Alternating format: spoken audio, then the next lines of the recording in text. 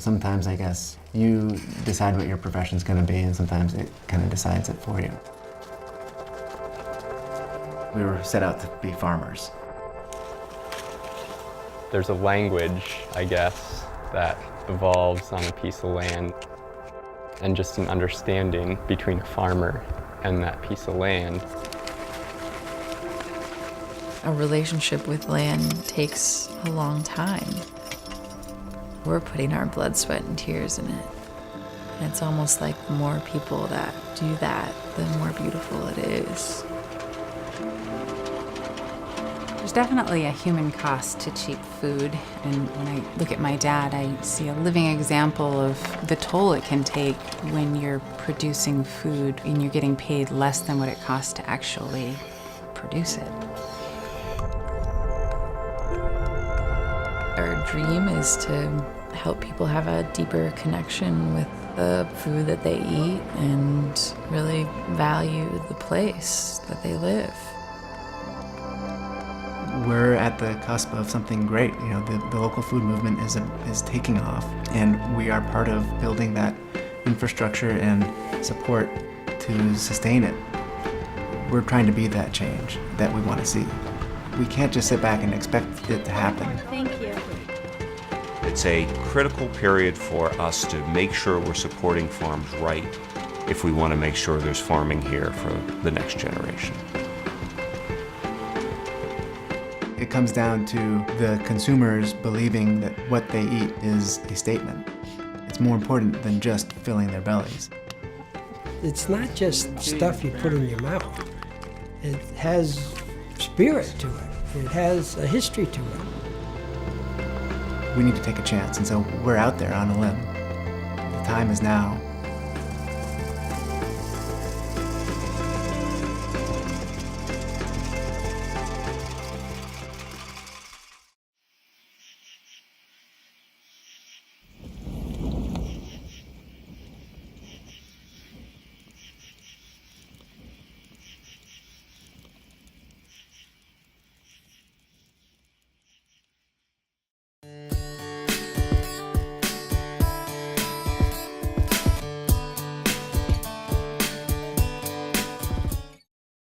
I'd like to introduce our guests here. We have Andre Cantelmo from Heron Pond Farm, Noelle Fogg from New Entry Sustainable Farming Project down at the end, and Vanessa Johnson, who is from Essex County Greenbelt.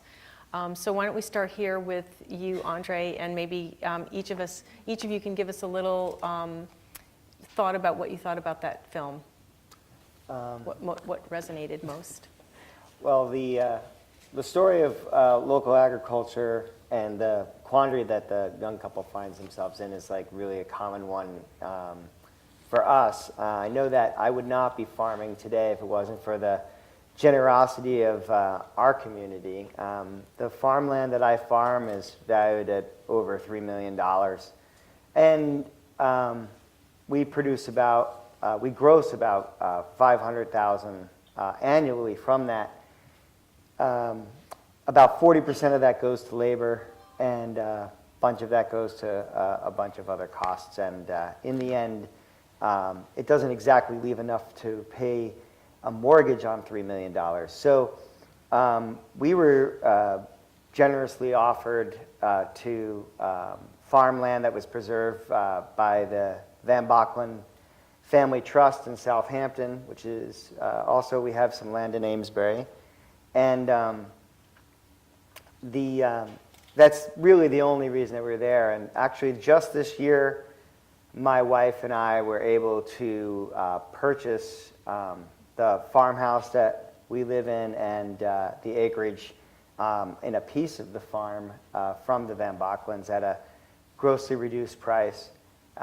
After just farming it for so many years and proving our dedication to the place. We moved there in 1999 and ended up taking over the farmland of the Savinskys in 2000. And it has definitely been only through like building, the theme of the farm has become building community through local agriculture. And it really wouldn't be possible without the community. It seems like every time there's a turn on the farm that requires us to step up to the plate, the community is there. Either it was the creation of our CSA or expansion of our farm stand or whatever we really needed, the community seems to provide. So I work for Essex County Greenbelt, so we do similar work that Maine Farmland Trust does in Essex County. And my immediate reaction to that film, besides being inspired and hungry and craving fresh vegetables, is to feel pressure. The film talked about in the next 20 years, 400 million acres of farmland is going to change hands.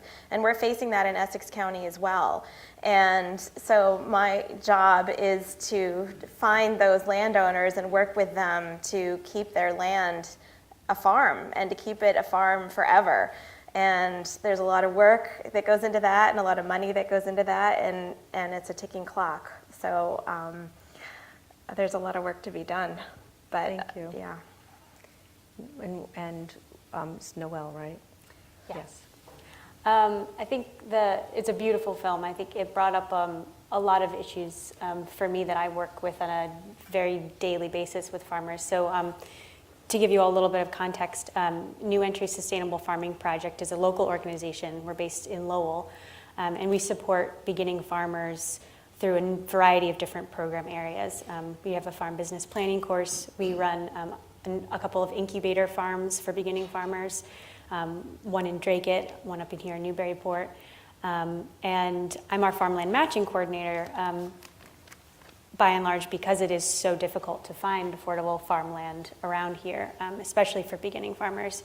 And I think, the film just brought up so many different issues for me that I face on a daily basis with farmers who, both beginning farmers and experienced farmers who have so much trouble finding access to farmland in a viable way.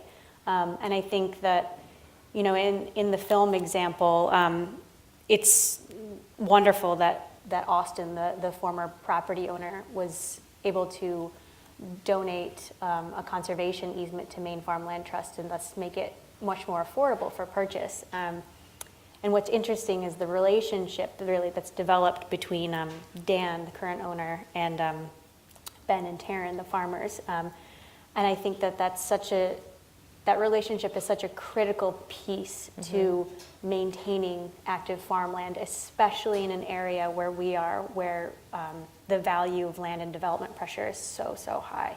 Right. Yeah. And it was really neat to see him passing on what is so important to him to people who really cared about it. And I didn't know any of this existed. I actually remember talking to, I think Lynn, she's here on the board, like, how do they do this? Like, how are they, able to do all this at your farm? But now I understand. I had no idea. And I didn't see the films ahead of time this year. So it was all new, and it's really exciting. I mean, it's really exciting. It makes me want to support more and want to get out there and do more, because it is so important. Let me see what other question Elizabeth put on the paper for me. Well, I think it would be interesting to hear how you were involved in preserving our local working farms a little more detail. I mean, you obviously are working the farm, and maybe some of the challenges that you face, not just financial. That's a financial challenge, but some of the other challenges. Well, the pressures of development are really probably the biggest challenge to being able to having access to farmable land. And I'm not talking about just buying it. I'm talking about the fact that when there's a cleared field and there's some farmland and you talk to people who are going to build, or you talk to people, and the developer may want to think that he wants to preserve some farmland or have some farming going on near the houses that he's developing, he always picks the nicest soil to put those houses on. Right, Somehow, out of the entire field, it's like the deepest topsoil is the best place for a leach field or something.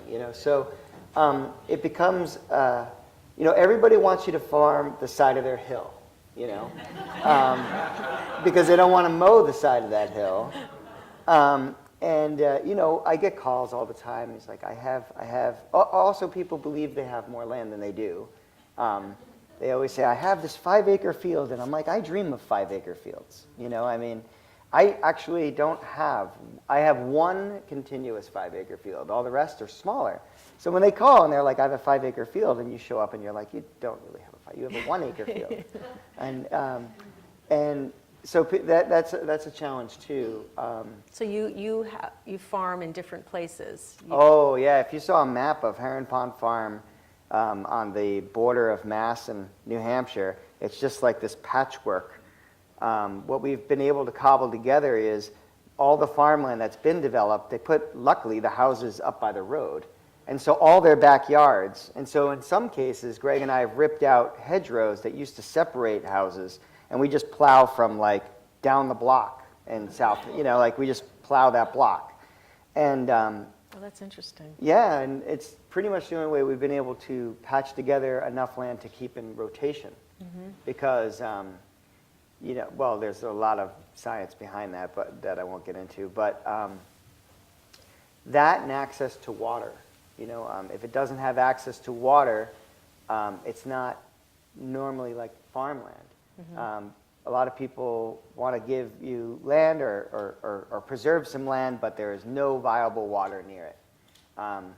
The vegetables that we like to eat are really hungry for nitrogen, we all know, but they're also really hungry for water. And so if there's no ability to do that, working with the state has been difficult too, because I have a lot of water on one side of a road. But a lot of times they don't like you to use their culverts to run an irrigation pipe that goes under the road. That's interesting. I try to point out that the culvert would be dry at the time that I would be trying to put a pipe through it under the road, but it's illegal to do that. And so requires some different laws and stuff to be kind of reworked to, if we're going to be doing, I mean, I have family that comes and thinks that we're in the country, but I actually think that we're in the suburbs. Yeah. And so we're farming the suburbs, and it's important to do that, but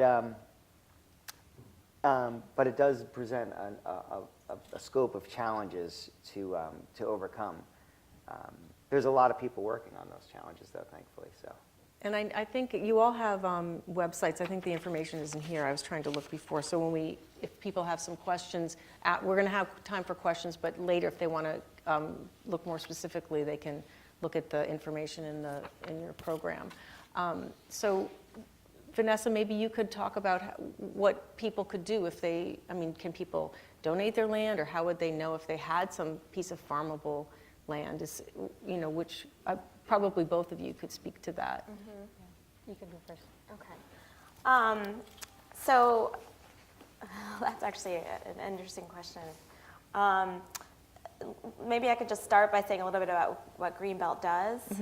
So Greenbelt is a nonprofit land conservation organization, and we preserve land by either owning it or working with landowners who want to keep owning it, and they preserve their land through what's called a conservation easement in Maine. It's called a conservation restriction in Massachusetts. So, so I guess, you know, if the landowners who approach us want to try to preserve their land either by one of those two means, pretty much. I mean, they want to own it or they want to, I'm sorry, will you ask your question again?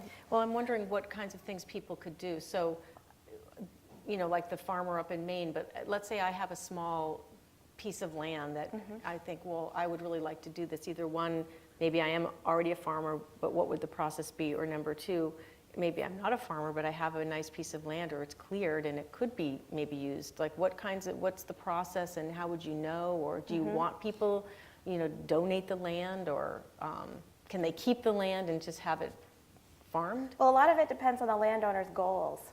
So the first thing that happens when a landowner calls me up is I ask them, what are your goals for your land?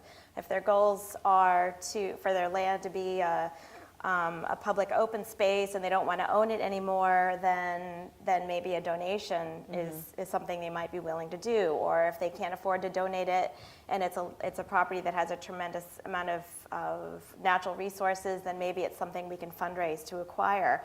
Where something is an active farm, typically it's most of the farmers that I know can't afford to donate a conservation easement or just donate their land, and most of the farmers I know don't want to give up their land. It's land that they have been farming for generations and they want to keep owning it or they want to pass it on to their family. So most of the time when I'm talking with farmers, it's, well, they have financial needs, they want to be able to have some funding to pass the land on to their kids, they might need income in order to be able to invest in their farm. So usually when we meet with farmers, what we're trying to do is come up with a conservation plan for them where they can have some of those income needs met and the farm can be preserved. So typically we're talking about acquiring a conservation easement from them. And in Massachusetts, we're really lucky because we have a state agricultural preservation restriction program, so we'll often partner with them to acquire these conservation restrictions. The land might not always qualify for an APR, an agricultural preservation restriction, so then we'll work directly with the farmer on a conservation restriction that accomplishes the same thing, and then we'll fundraise by other means. So, for example, we worked on a farm in Georgetown a couple of years ago called Wheeler Brook Farm, and the landowners were in their 70s. They had some very serious health issues, but they'd put 40 years of blood, sweat, and tears into this farm and wanted to make sure it stayed a farm.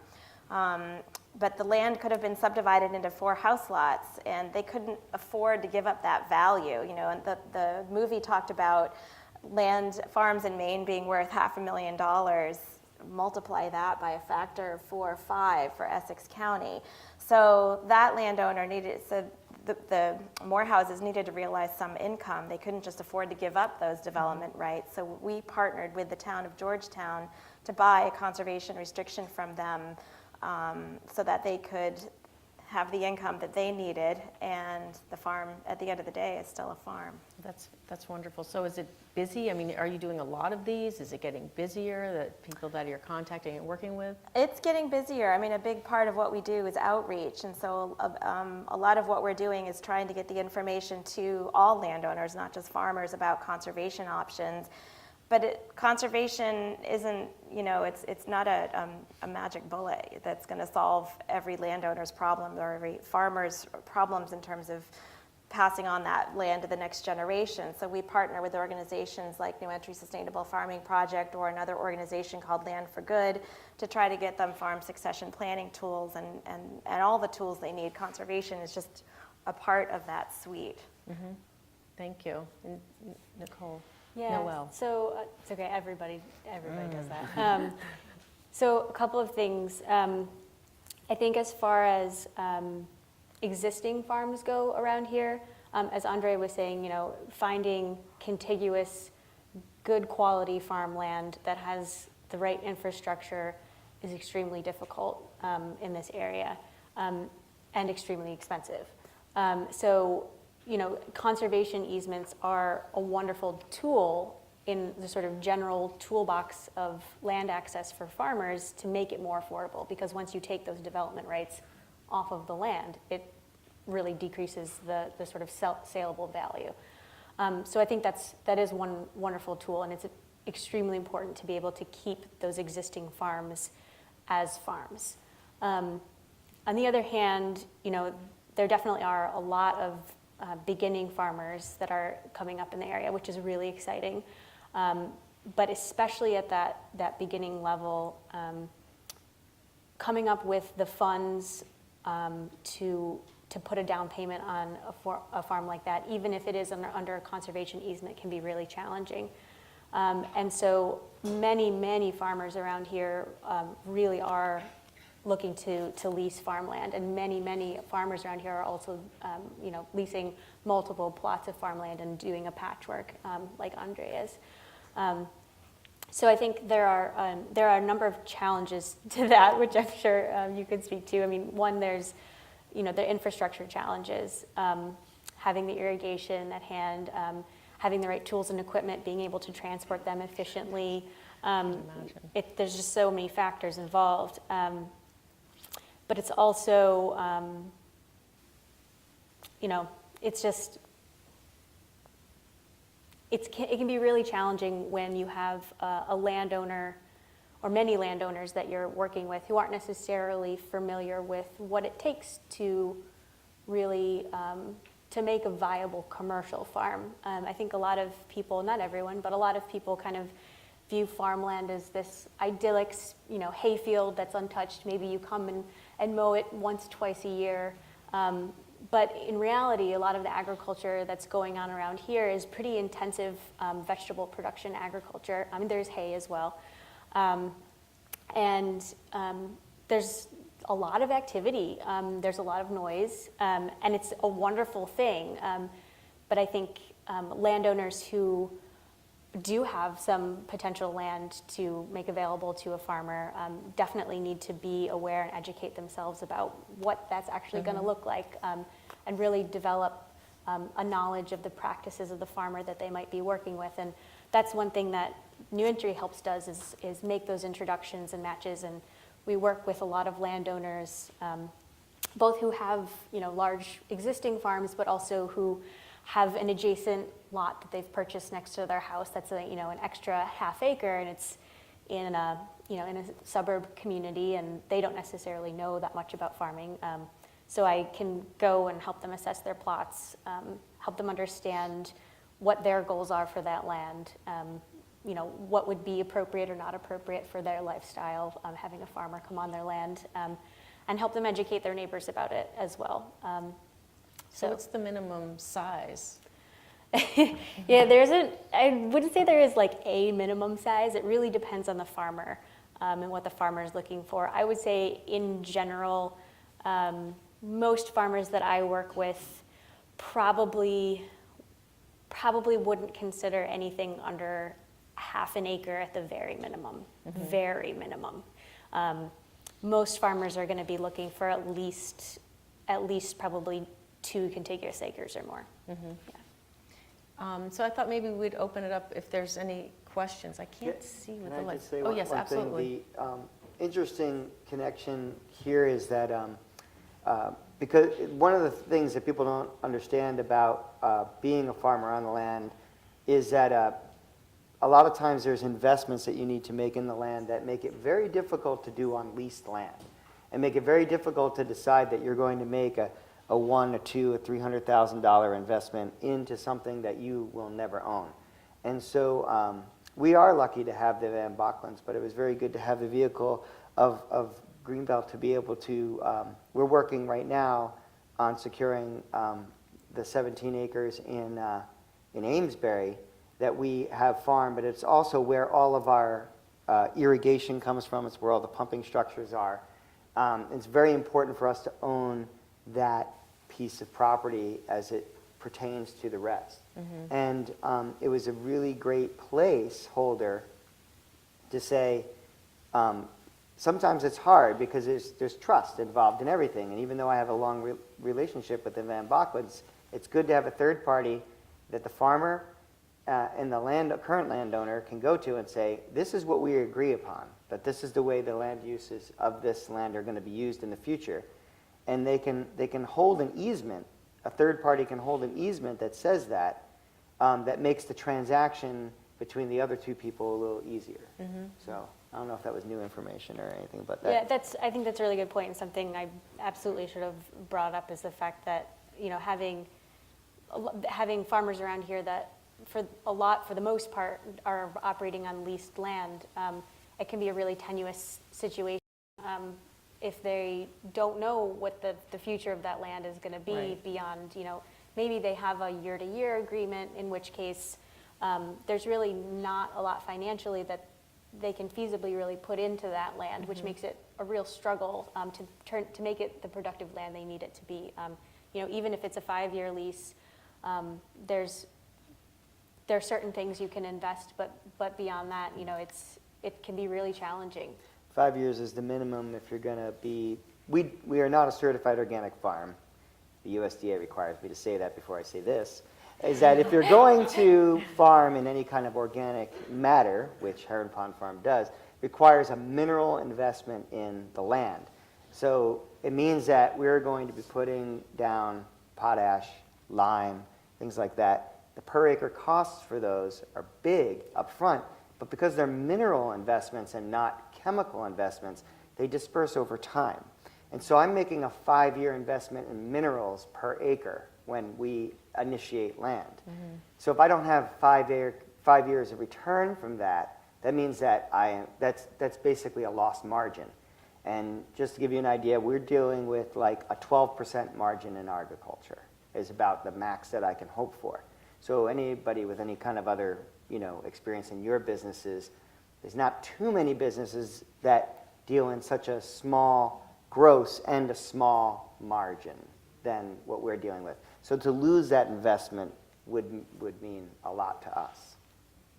I had no idea any of this. And I consider myself, I'm curious and I ask questions and I listen, but I just really, do you ever get to farm anymore or you just have to do all the business end? They laugh at me because I have like a cell phone and a computer, and I'll be like, this is funny because we had all the onions to seed last month, and like I was seeding onions, and then making phone calls.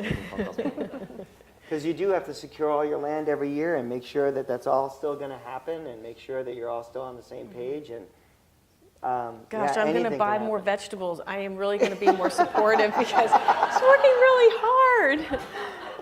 They also have a year-round farm stand, which is extraordinary. Yes. I can vouch for how awesome it is. Up in, at the corner there, Eastman? We're not at that. We're not at that location anymore. We're at the old Savinsky farm stand that's been there for over 50 years on Route 107A in Southampton. I've been there, yes. And that's our home base. We are going to again build another farm stand. Only it's going to be there. Because we are in transition with the front piece of that land also to secure that, because the new farm stand we want to build is, again, it's another couple $100,000 investment that if you make on land that you don't own, then where is it? You could be in big trouble. Yeah. And this question of farmland affordability and farmers being able to maintain their equity and the role of conservation in that is also a question that a lot of land trusts across the country are exploring. And Maine Farm Land Trust is sort of at the forefront of that, but there are a lot of, and Vermont Land Trust, but land trusts in Massachusetts are also exploring different mechanisms, and I hope that Greenbelt will be able to do that. Well, we are exploring different mechanisms. We haven't had a chance to implement them yet, but one of them, for example, is a ground lease model where a land trust would buy the land and continue to own it, but enter into something called a 99-year lease with the farmer. So the farmer has that longevity in the land, but then sell the buildings on the land to the farmer. So the farmer does have that equity and knows that, if you're going to build a barn on there, you're going to own that barn. And if you need to secure a loan, there's your equity is in that barn and those buildings and in your home and all of that. But you can afford to farm that land because you don't have to buy the land. So that's one mechanism that we're sort of one of our arrows in the quiver that we're keeping in mind for protecting farmland in Essex County and making sure that farmland is affordable for new farmers. The other thing that these two groups are really important for is that nobody ever talks about is even sometimes you have farmers and they get old and they don't have anybody to pass it on to. That's what happened with the Savinskys and how we ended up with the land. It was very important for them that the farm stayed a farm. But I have kids that may want to farm. But without the use of some other tools, sometimes it becomes impossible to pass your farm from one generation to the other because of economic reasons, again. But it becomes really difficult to do that exchange without having, some third parties willing to get creative about like how they can help make that, have that happen. Wow. So a conservation easement, for example, by extinguishing development rights on a piece of property also extinguishes that value. So if estate taxes are so prohibitive that a landowner can't afford to pass the land on to his kids, and the kids would be forced to sell the land in order to pay the estate taxes. A conservation restriction can eliminate a lot of that value from the land and actually make it affordable for kids to inherit that land. That's all good information. You have a question? I just wanted to mention the value of CSAs, which is the shares that people like me buy in Yep. farmers' produce. And Andre, maybe you could just speak to that. I know Aaron Pond has a CSA. You could just speak about how helpful that is in the whole way that you buy seed and you get the money ahead of time to pay for things. Yeah, community-supported agriculture is what CSA stands for. And Heron Pond Farm has had a CSA for quite a long time. I think our year-round CSA started about 5 years ago. And it's an interesting challenge when you farm year-round because there is no downtime and things happen on top of each other. But essentially, literally the seed money for a season comes out of the community that we're feeding. The traditional model of a CSA and what Heron Pond Farm always thought was people have other careers, but they still need to be in touch with their food. So instead of going to a supermarket for your food, and even like kind of a step beyond going to a farmer's market for your food, why not have a farmer farm in your stead? So basically, our CSA might not be for you, because I think what you need to do is get with a farmer that really is on the same page as you are about food, and think that this is my ambassador to food. And when you make an investment in your food, sometimes it's very plentiful. I don't know if I have any CSA members here, but A lot of greens. So sometimes things are good, and you get lots of amazing food, and sometimes they're not.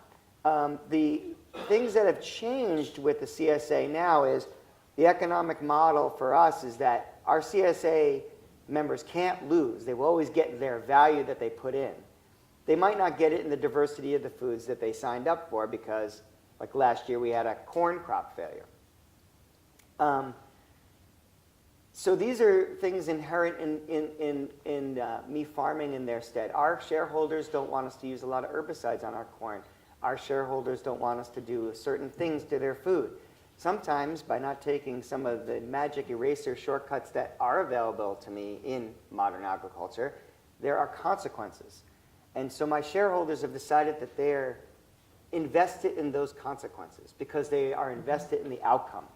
So they want the food a certain way, and they're willing to back that up by saying, we're buying it ahead of time. And if it doesn't work out, it wouldn't have worked out in my garden, So that's kind of what the CSA program at Heron Pond Farm has become, and why we have shareholder meetings, and why this year, actually, we're having shareholder Sundays, because on every Sunday, I take my son for a walk on the farm, because we have to see what's wrong with the place. Because like you were saying, we're pretty messy sometimes, So what's wrong with the place? So basically, our shareholders, and usually, you have people come that they're only like 2 or 3, even though we have 400 shareholders.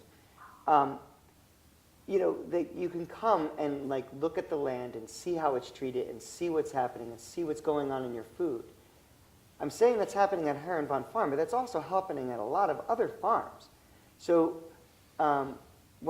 if I'm selling anything, I'm selling the fact that you should know your farmer and know what they're doing to your food, and spend some time with them and their workers. I know, I have an amazing crew who is becoming quite knowledgeable and sometimes knows a lot more about what's going on in a particular spot than I do. And so it's really interesting to get close to a farm. And I think CSAs allow a little bit more intimacy than even showing up at my stand or meeting me at a farmer's market, where I like to put on a dog and pony show and be a great personality for you. But if you're at the place, then you really do understand how your food's being grown. You sold me. It's that physical, spiritual, and emotional connection that they mentioned in the film. To your food, to the farm, to the land, to the farmers that are growing the food. Well, it tastes so much better too. I would also add that that is definitely the more traditional CSA model.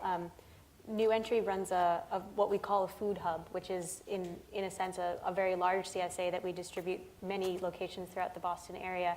But in our case, why we call it a food hub is because we are aggregating produce from a number of different farmers, especially beginning farmers who are operating usually on smaller parcels of land and don't necessarily have the diversity of a really established farm yet.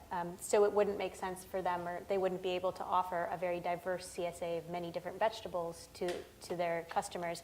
So we help them by aggregating, serving as an aggregation point for them, and we kind of do payouts for seeds ahead of time, et cetera, like a CSA would. We serve as that third party conduit for the whole thing as well. Well, I think this has been very, very interesting. Are there any other questions before I wrap up, and then Elizabeth's going to announce? I can't see. Just shout it. Oh, yes, go ahead. Just one other question. You mentioned that you place the conservation easement right. It helps with the estate planning, and it theoretically lowers the value of the land rights, the development rights, if you take it off. I understand that this lease to buy program sounds very interesting, right? Where basically you as the farmer can know going into it that you have skin in the game. And so the farmer theoretically is now looking at you as somebody who has a vested interest, rather than saying after 5 years or 7 years or 10 years, that all payments that I've made go toward the purchase price. You talked a little bit about that mechanism, how successful it is, and what are the problems with it, if there's any financing mechanism that helps the farmer to realize his income stream. I mean, do you have No. something to say? I think, so there are lots of different financing options as far as accessing farmland for farmers. A lease-to-own option can be really advantageous, but it also has a lot of risks to it. And they can be structured in a lot of different ways, and I'm certainly not a lawyer at all, but from my understanding, the way that they are typically structured is that you, as the farmer, would enter into agreement in which you make lease payments every year as you would under a normal lease. After a certain amount of time, you have the option to purchase the land, usually there's an assumed balloon payment sort of at the end of that, and it's assumed usually that at that point you'll be able to get some sort of mortgage from a local bank or from farm service agencies, et cetera. But and I actually don't know the answer, because I know different states treat lease-to-own options very differently. In some states, they will, if you miss a payment, for example, for your lease, that could be, all bets are off, in which case everything that you've put in to date could be, totally negates the agreement. It doesn't, and it means you no longer have this agreement or option to purchase the farm. In some states, they treat it as, an option where you would ultimately receive compensation for any sort of permanent investments you would put into that land, even though the lease is broken. So there are it can be really risky, kind of just depending on where you're located. But then, there's also owner financing, so that's kind of a little bit of like the opposite shift. So instead of, a farmer making payments over time, and then at the end of it, the title to the land is transferred to the farmer. It's kind of the other way around. The title's transferred to the farmer, and over time they make payments to the landowner as if the landowner was the bank giving the mortgage. And usually there's a down payment that they give to the landowner as well. So there's a lot of different tools and ways to approach it.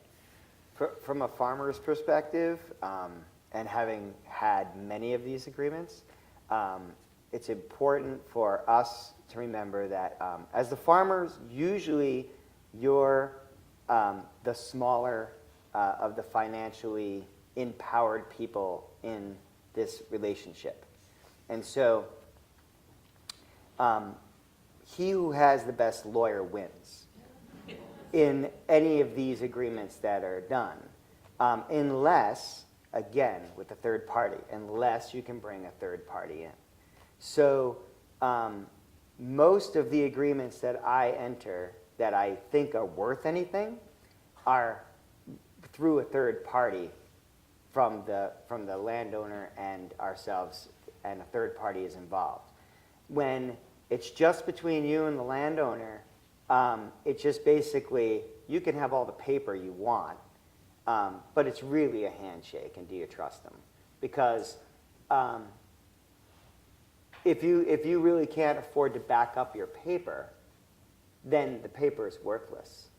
So that's important for young farmers to know going in, that you're vulnerable. You're vulnerable to capital. And I don't know, that's not a really pretty or sexy thing to talk about here, but I mean, it is a reality, and it has happened. So just before Elizabeth's going to announce the winner, maybe each of you could say what action step, and like one thing that would be really helpful, or what would you like to see, people in the audience do, or, something we can do to be supportive. Oh my God, that's a good one. I think we're on the cusp of something in the agricultural community. I think that like CSAs are starting to play themselves out. People who really like them are in, and people who have tried them said they're not for us.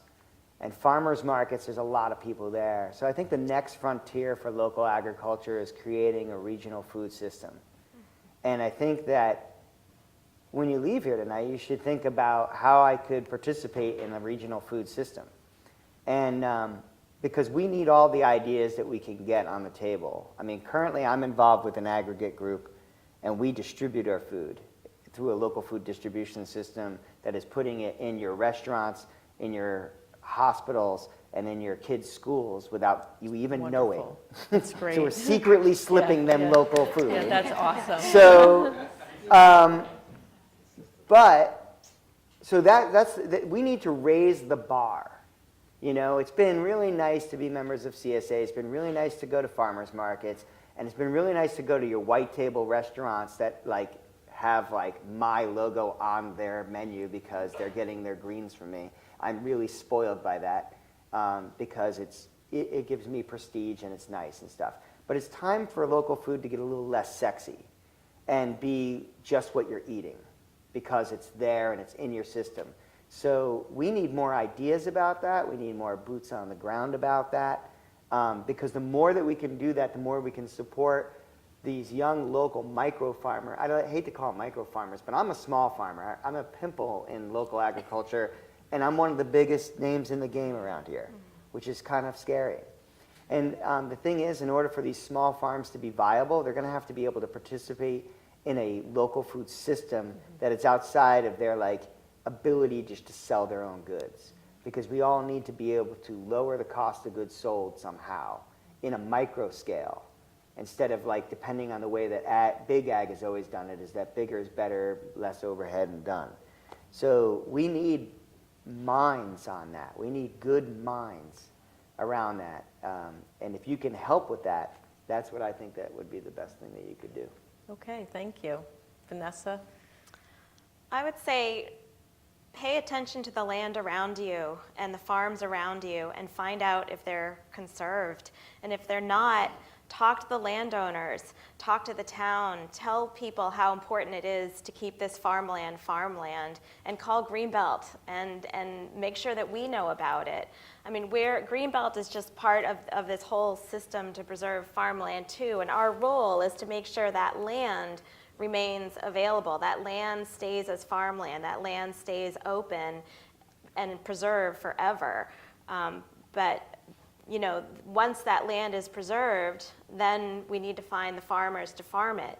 And that's where Noel comes in, and that's where people like Andre come in, and we need this whole system. But just pay attention and be aware of that farmland, because once it's gone, it's gone. Noel? Yeah, this is a really hard one. without wanting to be too self-serving, I would say, find out what organizations, what third parties are operating in your area that are doing work that's supporting the development of a more sustainable local food system, and support them, volunteer for them, provide anything you can. We need more, lawyers providing more affordable services for land agreements for farmers. We need, everything. So. Well, thank you so much, the three of you, Andre, Vanessa, and Noelle, for so important information.